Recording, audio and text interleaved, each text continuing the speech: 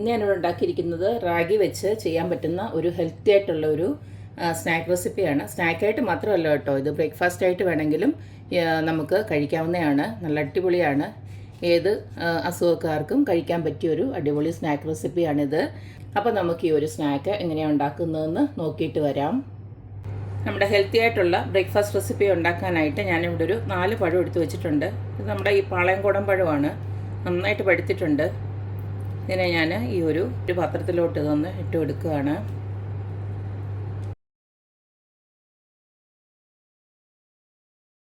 ഇനി ഇത് നമുക്ക് നന്നായിട്ടൊന്ന് മാഷ് ചെയ്തെടുക്കാം. നല്ല പഴുത്ത പഴം ആയതുകൊണ്ടാണ് നല്ലതായിട്ട് നമുക്ക് ഇതുപോലൊന്ന് കൈകൊണ്ട് തന്നെ നമുക്ക് കുത്തി ഉടയ്ക്കാൻ പറ്റുന്നത്.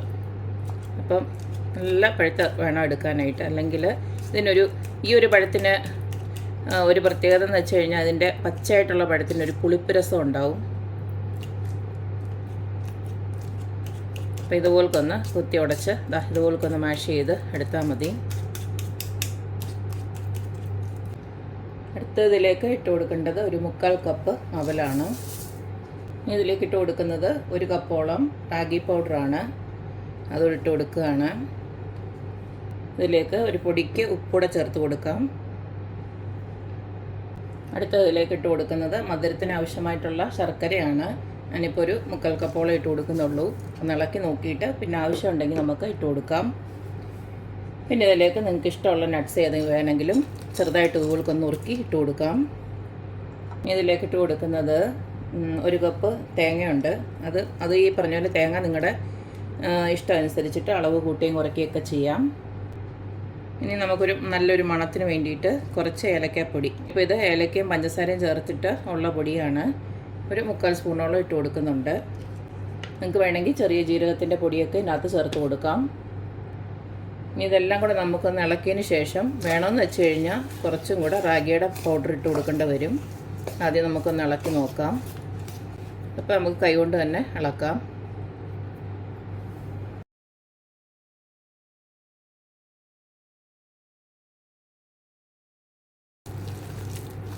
ഇപ്പോൾ കണ്ടില്ല, നമ്മുടെ പഴവും ഇതെല്ലാം ആയിട്ട് ഇളക്കിയപ്പം ആ ഒരു വെള്ളമയം കൂടുതൽ പോലെ തോന്നുന്നുണ്ട്.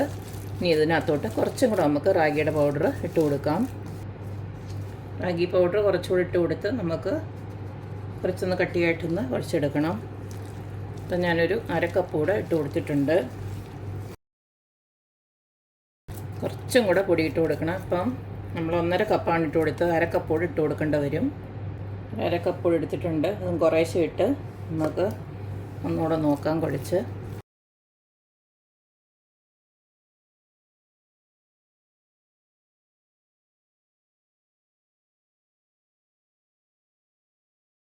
ഇപ്പോൾ കറക്റ്റ് ഒരു പരുവത്തിന് ഇതുപോലൊന്ന് ഉടച്ച് എടുക്കണം.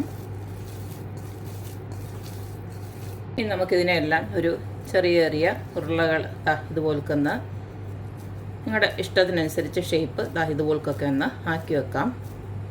ഞാനിപ്പോൾ ഇതുപോലൊക്കെയാണ് ആക്കി വെക്കുന്നത്. നിങ്ങൾക്കിത് വേണമെന്ന് വെച്ച് കഴിഞ്ഞാൽ നമ്മുടെ വാഴയിലാണെങ്കിലും ഇതുപോലൊക്കെ ചുരുട്ടിയെടുക്കാം. ഞാനിപ്പം വയണയില എൻ്റെ കയ്യിൽ എനിക്ക് മമ്മി വയണയില കുറച്ച് കൊടുത്തു വിട്ടു. ഞാനപ്പം അതിലാണ് ഈ പറഞ്ഞ പോലെ ഇത് റെഡിയാക്കി എടുക്കുന്നത്. അപ്പം നല്ലൊരു മണവും കൂടെ ആയിരിക്കും.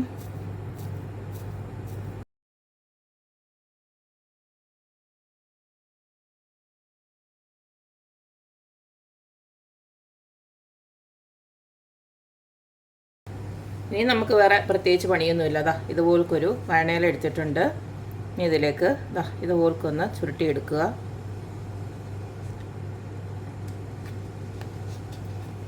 വയണയിലൊക്കെ ആകുമ്പോൾ നല്ലൊരു മണമായിരിക്കും. ഇനി നമുക്ക് ടൂത്ത് പിക്ക് വെച്ച് ഇതുപോലൊന്ന് കുത്തി കൊടുക്കാം. കണ്ടോ, ഇതുപോലൊക്കെ എല്ലാം നമുക്ക് ആക്കിയെടുക്കാം.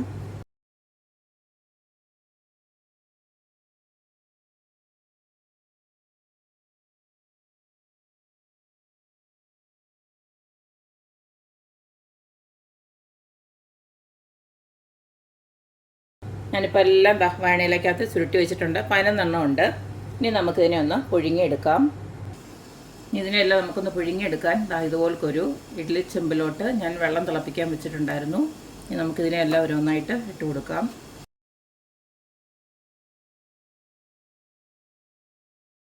ഇനി നമുക്ക് അടച്ച് വെച്ച് ഒരു 10-20 മിനിറ്റോളം ഒന്ന് വേവിച്ചെടുക്കണം. കാരണം റാഗി ആയതുകൊണ്ട് തന്നെ കുറച്ചൊന്ന് വേവുണ്ടാവും. അപ്പോൾ എന്തായാലും ഒരു 20 മിനിറ്റോളം ഒന്ന് വേവട്ടെ. അപ്പോൾ നമ്മുടെ ഈ ഒരു റാഗി സ്വീറ്റ് വെച്ചിട്ട് ഏകദേശം ഒരു അരമണിക്കൂറോളം ആയിട്ടുണ്ട്. ഇവിടെ എല്ലാം നല്ല മണമാണ്, വയണയിലയുടെ നല്ല സൂപ്പർ മണം. അപ്പോൾ ഇത് ഇവിടെ ആയിട്ടുണ്ട്. ഏത് അസുഖമുള്ളവർക്കും കഴിക്കാവുന്നതാണ്. മാത്രമല്ല കുട്ടികൾക്കും ഇതുപോൾക്ക് ഉണ്ടാക്കി കൊടുത്തു കഴിഞ്ഞാൽ അവരും രുചിയോടെ കഴിച്ചോളും. പിന്നെ മധുരമൊക്കെ നിങ്ങളുടെ ഇഷ്ടത്തിന് അനുസരിച്ചിട്ട് ഇടുകയോ ഇടാതിരിക്കുകയോ ഒക്കെ ചെയ്യാം. പഴത്തിൻ്റെ മധുരം മാത്രം മതിയെങ്കിൽ അത് മാത്രം വെച്ചും ഇത് നമുക്ക് ഉണ്ടാക്കാൻ പറ്റും. അപ്പോൾ എല്ലാവരും ഇതുപോലൊക്കെ ഒന്ന് ഉണ്ടാക്കി നോക്കുക, ഹെൽത്തി ആയിട്ടിരിക്കുക. അപ്പോൾ എപ്പോഴും പറയുന്ന പോലെ തന്നെ എൻ്റെ റെസിപ്പീസ് ഇഷ്ടമുള്ള എല്ലാവരും please like, share and subscribe. അപ്പോൾ ഇനി ഒരു അടിപൊളി വീഡിയോ ആയിട്ട് വരുന്നവരേക്കും ബൈ.